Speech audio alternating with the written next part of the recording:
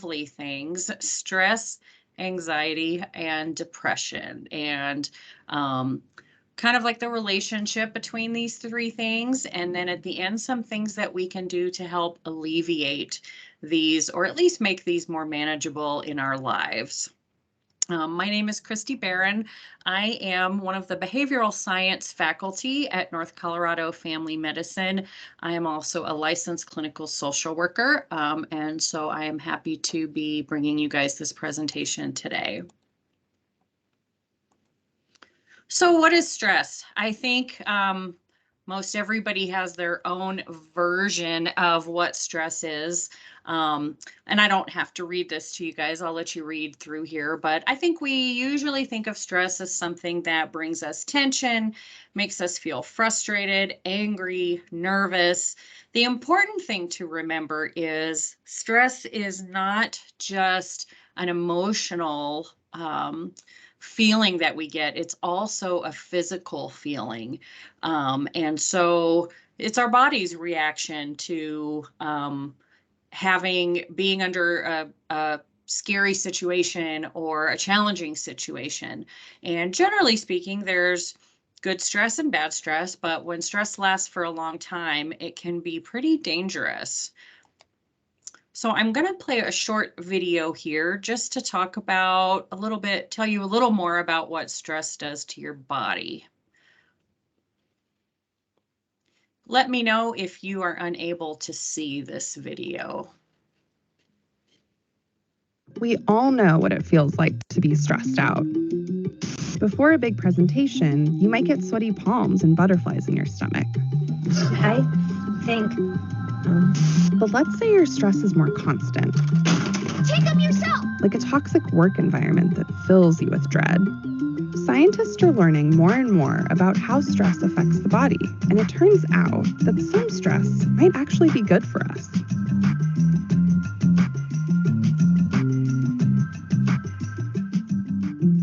We tend to think that stress is a bad thing, but actually it really matters what type of stress we're under. Alyssa studies how stress affects the cells in our body and whether it can actually speed up the aging process. There are basically two types of stress, chronic and acute. Typically, we experience bursts of acute stress. Let's say you're taking a big test. Cortisol, the stress hormone, pumps into your bloodstream and extra oxygen flows into your brain. Your heart beats faster and your palms get a little sweaty. Once the test is over, your cortisol levels drop and your body goes back to a more balanced state. Research has found that small amounts of acute stress is actually a good thing. During that recovery from stress, all sorts of processes happen in the cell that make us healthier. Your cells clean up debris and produce special proteins, like what happens after you exercise. This helps our cells stay young and healthy. Chronic stress, on the other hand, is a totally different story. This type of stress is ongoing, like if you're constantly worried about paying the bills. The body is in a constant state of vigilance, and this type of stress can be dangerous to your health. Alyssa studied a group of caregivers who were under the constant stress of caring for a chronically ill child.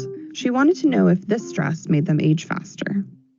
She teamed up with UCSF Nobel Prize winner Elizabeth Blackburn to study the caregiver's cells, specifically their telomeres. Telomeres are the protective caps at the end of our chromosomes. They protect our DNA from danger and naturally get shorter with time, so they're a really good way to measure a person's health and age. But even though they shorten over time, not everyone's telomeres shorten at the same speed.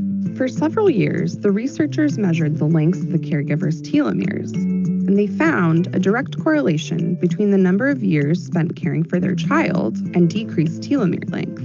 But when they took a closer look at the data, they found that shorter telomeres weren't caused by how much burden was in the caregiver's life, but how stressed the caregiver felt.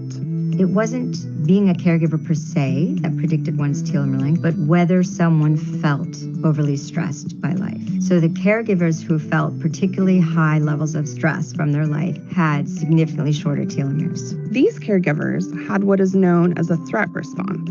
That's when you see stress as a danger to your well-being. Your body stays on high alert, and it takes a long time to get back to a regular state. Caregivers with longer, healthier telomeres had a challenge response to stress. This means that you see stress as an obstacle to be dealt with. You still have a spike of cortisol, but you're able to recover from stress quickly. So the way you react to stress matters a lot, and sometimes just recognizing how you respond can help alleviate stress. We believe that a lot of stress that people carry around is unconscious, so nothing might be happening. And they might even say they don't feel stressed, but their body has been conditioned to stay on high alert. Their nervous system is vigilant. They're not in restorative mode. But when we become aware of our thinking, aware of our thoughts and our typical responses, we can actually take away the power they have over our body. Living a more healthy life isn't about avoiding stress. It's about engaging with life by exposing yourself to short-term stressors. That's the spice of life, and our body responds to that by activating and recovering in a super healthy way. How do you deal with stress? Let us know in the comments. And be sure to check out our other video on why the brain fixates on negative thoughts and what we can do about it. We all know what it feels. Oops, sorry about that. Okay. Was everybody able to see and hear the video? Hopefully so. I didn't see any comments. Right on. Thank you. And thanks for joining in. If you did join in a little bit later, we are recording this session today for people to watch at a later date if desired. Okay, so one thing they spoke about in this video that I feel is really kind of the importance of bringing up this topic of stress is chronic stress versus acute stress. Sometimes it's hard when things are really stressful to kind of see our way out and to figure out how we're going to fix the situation that we're in. And sometimes we feel like I've got pressure from work, I have pressure from family, I have pressure from my partner, finances, everything sometimes feels like it can be overwhelming to us. And unfortunately, like they spoke of in the video, when you're under chronic stress, your body ends up reacting to that in a pretty negative way. And that being said, you might feel like you don't have any hope and you might just give up searching for solutions and think this is the way that my life is going to have to be. So this curve here kind of shows the differences between having a little stress versus some stress versus way too much stress. And basically, if you kind of look at this, the green is good. The yellow and orange are kind of in the middle, and then red we look at as bad. So unfortunately, even though too much stress can be really, really bad for us, having too little stress can also be bad for us. One thing she mentioned in the video is one good thing to do to help us deal with stress is to expose ourselves to small stressors on a regular basis. And that will help us, our minds and our bodies, get used to what it's like dealing with stress. So it doesn't seem so overwhelming if a serious stressor occurs. So people that don't have a lot going on, that just kind of sit around all day, don't really have a lot to do. Boy, that sounds great sometimes, doesn't it? But actually, those people have too little stress, and they actually, when they're faced with serious stressors, won't be able to handle those as well as folks who kind of have some stress in the middle there at the optimum level. If you look at the graph where it shows fatigue, that's kind of where we look at being that crossing point where anything over optimum stress can have a negative effect on us. So when we look at the higher stress level, we look at what does that cause? That causes burnout. That causes us to feel anxiety, panic, anger. We don't know what to do with ourselves. Are there some things that anybody would like to speak about, either from the video or just from kind of their thoughts on what we've discussed about too little stress versus too much stress so far?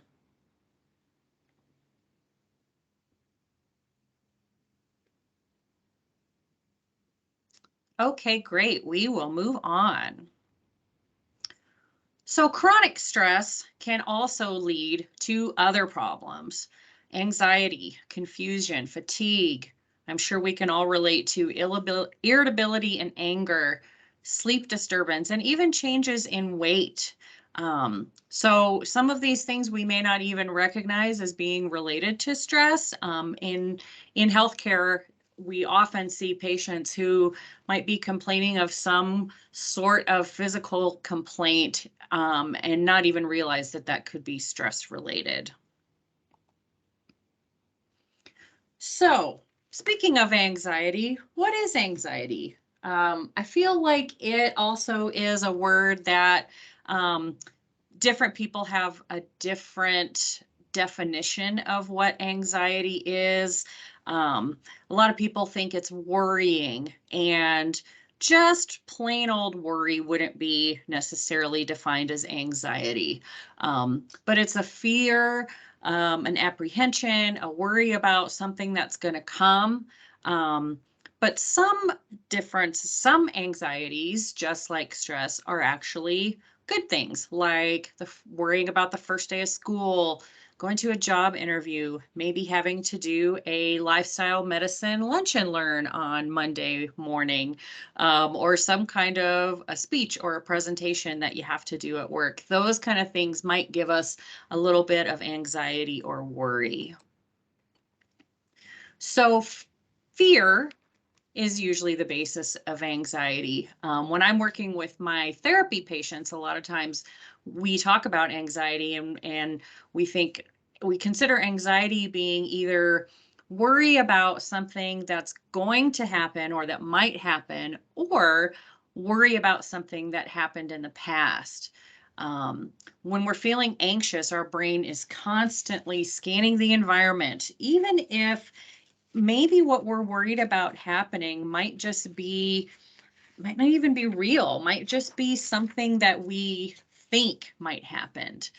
And the important thing about anxiety is, even if it's just a perceived threat and not something that actually really has any possibility of happening, can trigger that feeling of anxiety and subsequently that fight, flight, or freeze response. Has anybody heard of that fight, flight, or freeze response before? It's a pretty typical or a pretty common saying that people speak of. And so that again is kind of like our body's response to anxiety, is the fight, flight, or freeze. So now we're going to watch another short little video about some of the common causes of anxiety, and see while you're watching the video if there are any of these things that you all can relate to.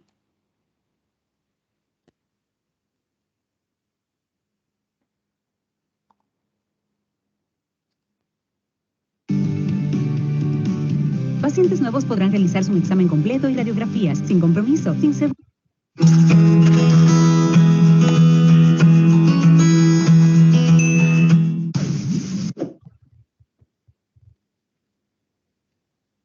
Psych2Go is a digital media organization that raises mental health awareness by presenting psychological topics in a digestible and relatable manner. Please share our content with those who need it. You know that feeling when your stomach drops, when you ride a roller coaster that's just about to fall over the edge? Or feeling your heartbeat widely against your ribs so loud you can almost hear it? That's what anxiety feels like. And a lot of people all over the world struggle with it most of their lives. According to a recent survey by the National Institute of Mental Health, it's the most common mental illness, with over 40 billion adults in the US alone being diagnosed every year. The American Psychological Association defines anxiety as a future-oriented concern that may lead people to avoid situations that trigger or worsen their distress. Often called the common cold of psychology, along with depression, it's one of the most prevalent and widespread mental health concerns today. Anxiety is an uncomfortable feeling, to say the least, but we mustn't let it rent space in our minds. Otherwise, it can end up taking control over everything, from your thoughts to your attitudes and behaviors. An important first step in overcoming anxiety is acknowledging it and understanding where it's coming from. So if you've been having a hard time figuring it out yourself, here are 6 of the most common causes of anxiety. 1.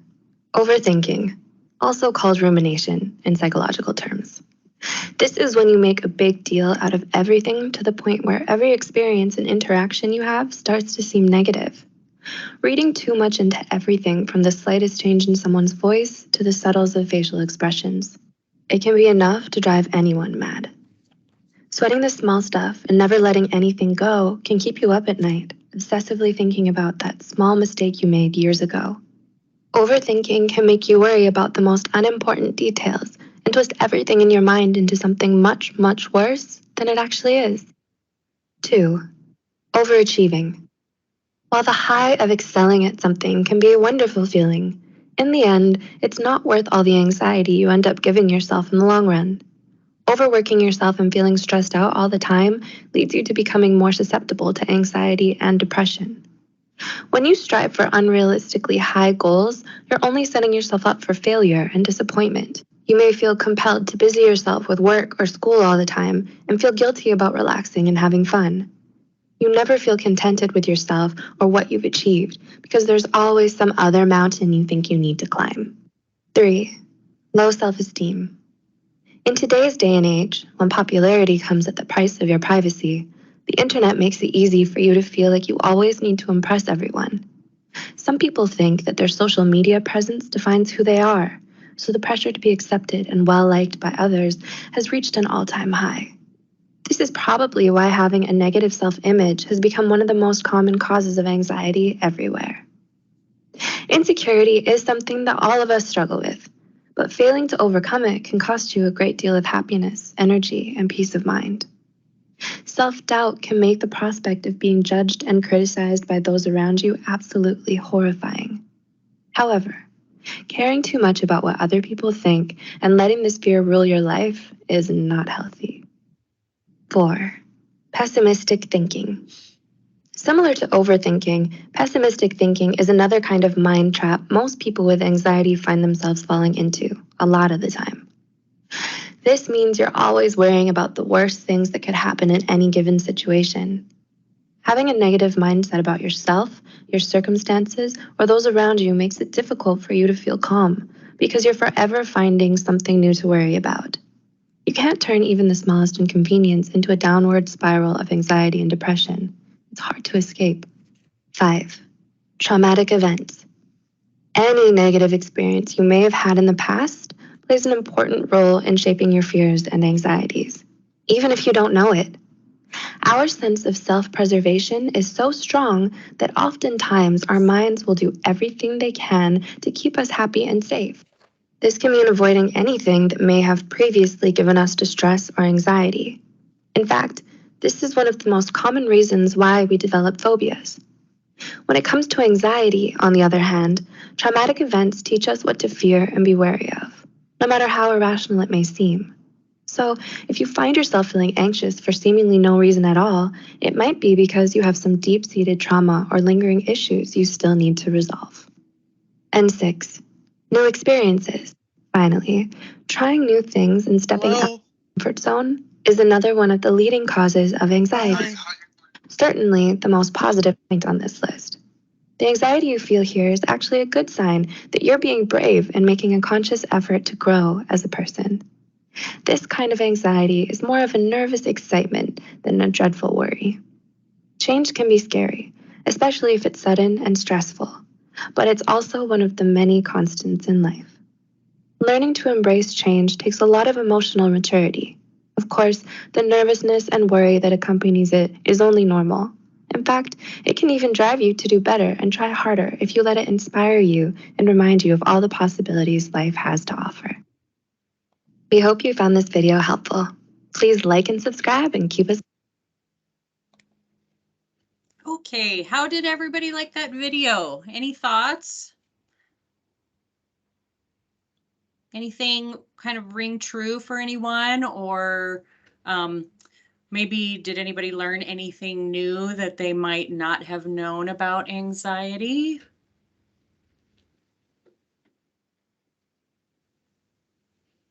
Yeah, I think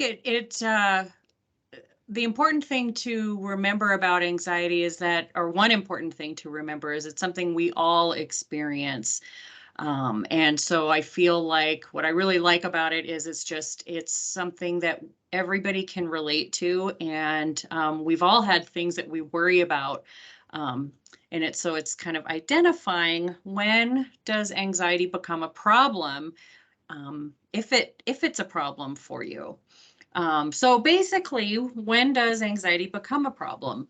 When it becomes overwhelming or unmanageable, when it lasts for a long time, even if whatever you might have initially been worrying about is past, but you still feel worried about it. If you feel like your worry is something out of your control, that you feel like you spend a lot of time trying to control your worry and you can't, that's another time when it might be a problem. Also, if you avoid situations that you think are going to make you anxious, sometimes a little bit of that is normal, but if you realize that it's becoming something that is routine, or a big problem, or maybe causing other problems in other areas of your life, that might be a signal to you that it's a problem. Or if your response to a situation is way much stronger than you would normally expect for yourself. These are when we look at anxiety as being actually more of a serious problem and not just normal day-to-day worries. Um, any other feedback about anxiety? Okay, moving forward, talking about depression. So what is depression? What I've got here on this slide is actually the definition of depression from the American Psychiatric Association. We all experience depression or depressed mood here and there for different reasons in our lives. However, when it also becomes chronic or becomes a more serious issue, and we're not able to just pull ourselves out of it, that's when it can become a problem.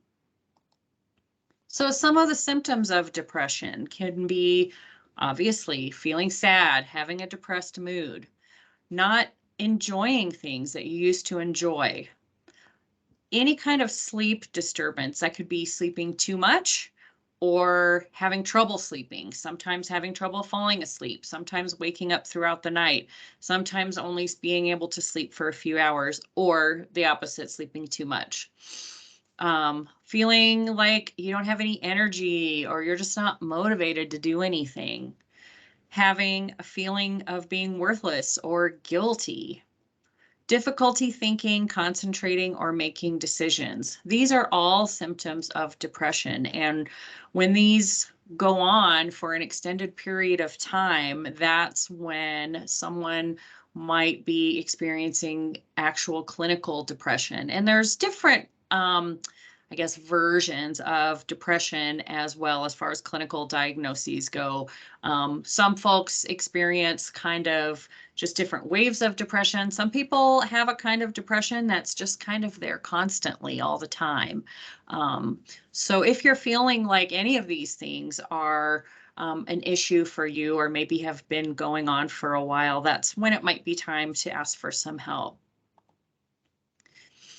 This video that we're going to watch here is, I really like it. I think it's cute. It's about this person's kind of naming their depression. So hope this is another just quick one. Hopefully you'll enjoy it.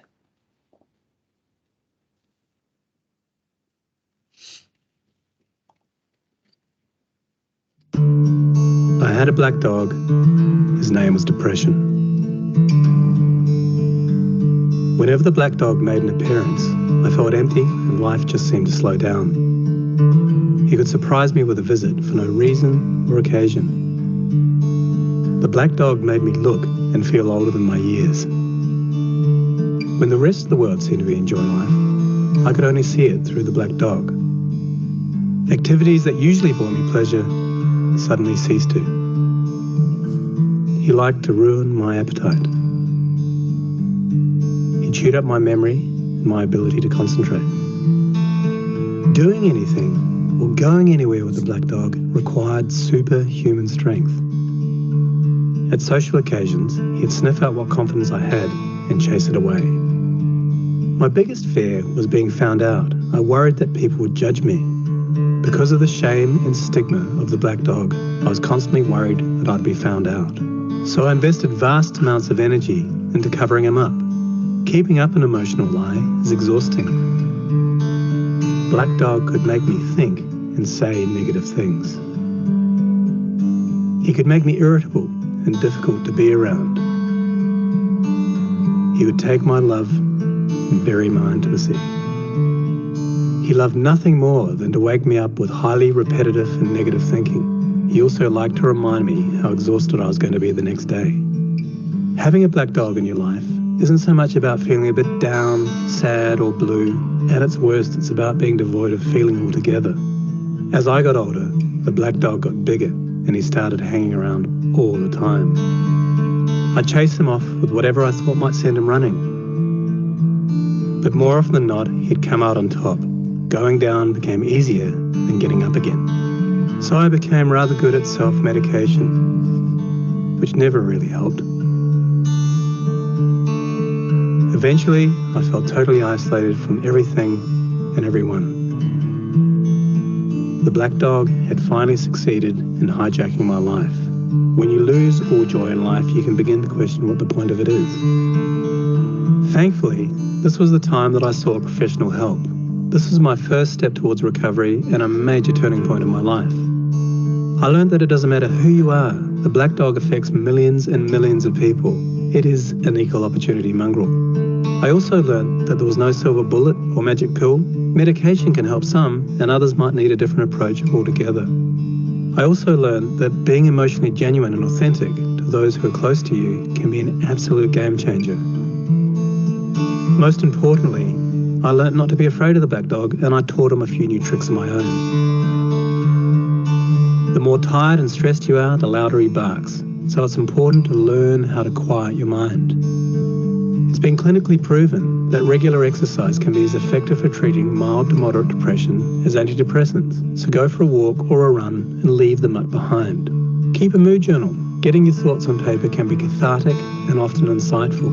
Also keep track of the things that you have to be grateful for. The most important thing to remember is that no matter how bad it gets, if you take the right steps, talk to the right people, black dog days can and will pass.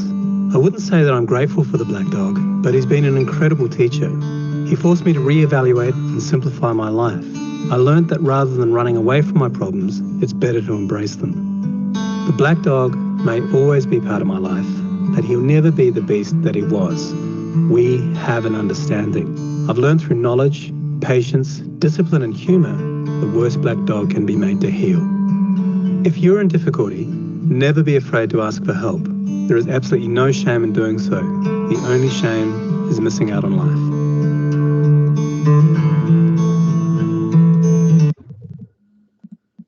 What did you guys think of that? I really like that video. Maybe it's just because I'm a dog lover and that's the main reason, but I like how the video kind of normalizes depression for people and how he says, you know, the black dog's become a part of my life and I've even taught him a few new tricks. So they gave some good suggestions in there as well. What are some risk factors for developing depression?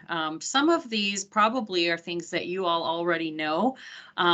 Any kind of early trauma can definitely put you at risk for depression, family history of mental illness, lack of a support system.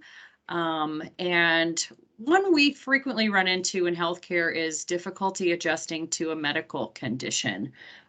They've There have been many, many studies done about the comorbidities between depression and chronic disease.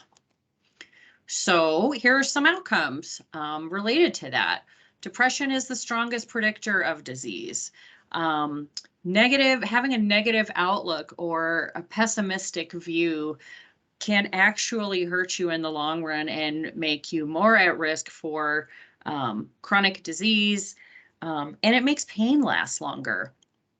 In addition, social isolation, which often is a symptom of depression, or I guess a result of depression, probably is a better way to say it, also negatively affects health and longevity. People who are socially isolated actually are at higher risk for things like heart disease, high blood pressure, high cholesterol, even cancers and diabetes. And all of those things increase the cortisol in our bodies, which increases inflammation and sleep disturbance and makes us feel or makes us less resistant to illness. So what can you do? Know the signs of depression, have a plan, be nice to your body. This is one thing that I hope you guys got out of the videos, was recognizing that taking some steps to be mindful, relax, do things that you enjoy, and being healthy, getting enough sleep, getting good nutrition, all of these things can help alleviate stress and anxiety and subsequently depression.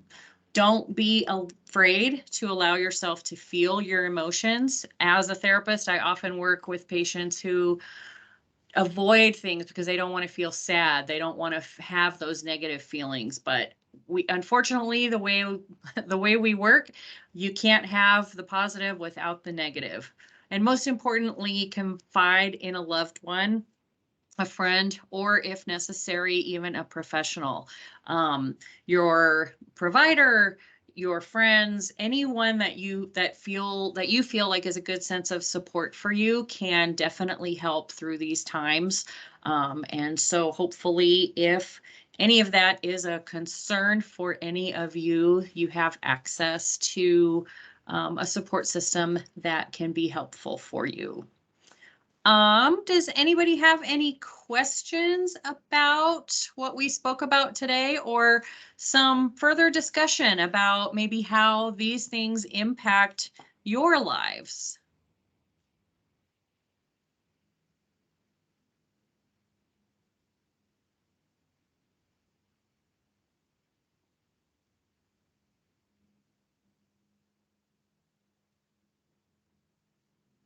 I hope that also with watching this video, maybe if you didn't see anything that you felt was applicable to your own life, that it would help you maybe recognize some of these symptoms in some of your friends or coworkers or family members that might also be struggling but don't know how to reach out or don't feel like they can reach out.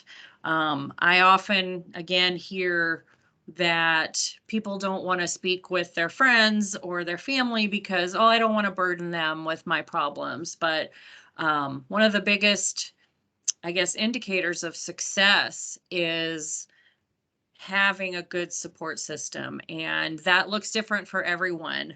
Some people have a lot of friends and feel like they need to do a lot of things with a lot of people, and other folks are maybe a little more introverted. Yeah, looking in the chat, definitely this impacts kids for sure. Especially during the pandemic over the last couple of years, we definitely have seen higher rates of anxiety and depression among kids, among everyone, of all ages overall, but especially with kids.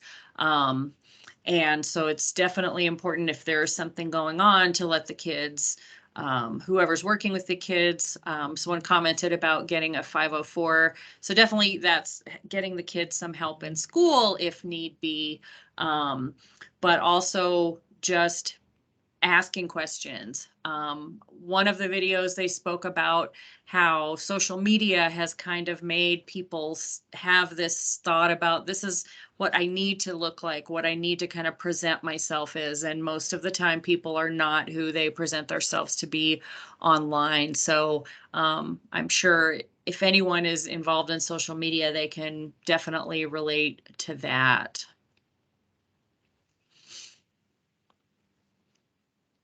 Someone's typing a comment. Does anybody have anything else they would like to discuss? Yeah, social media. I agree. I'm on social media, but I at times feel like maybe it would be better. I would be better off if I just got rid of all of it. But it's that FOMO, fear of missing out, that I just might miss something if I don't see it on social media.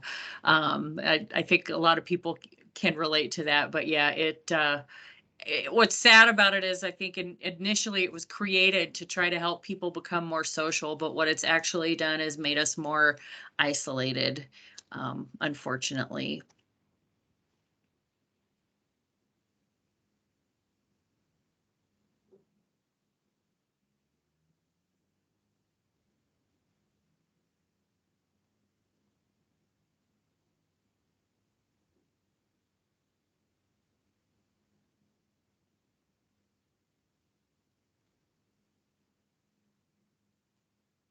Well, if no one has anything else, I really appreciate all of you attending today. And our next Lunch and Learn, I believe, is going to be May 16th. And I totally apologize, but I do not remember what next month's topic is. But stay tuned. If you have any questions, feel free to reach out and email either me or Dr. Stiff. We're happy to help. But you guys have a great rest of your day. Thank you so much. I really appreciate sharing time with you today.